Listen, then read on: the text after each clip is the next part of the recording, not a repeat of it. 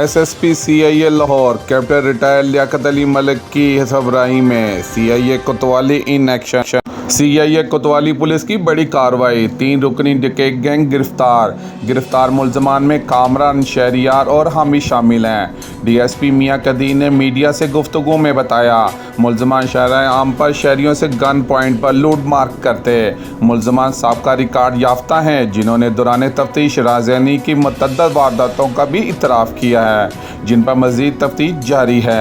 मुलजमान से लाखों रुपए नकदी, मोबाइल फ़ोन और नाजायज़ असला भी बरामद कर लिया गया है। SSP captain retired Liaquat Ali Malik का कहना था, जराइम पेशा अनासर के खिलाफ ज़ीरो टॉलरेंस पॉलिसी पर अमल पैरा हैं। SSP CIA Lahore captain Liaquat Malik का सीआईए कोतवाली टीम को शाबाश और तरीफ़ी सर्टिफिकेट देने का भी ऐलान किया।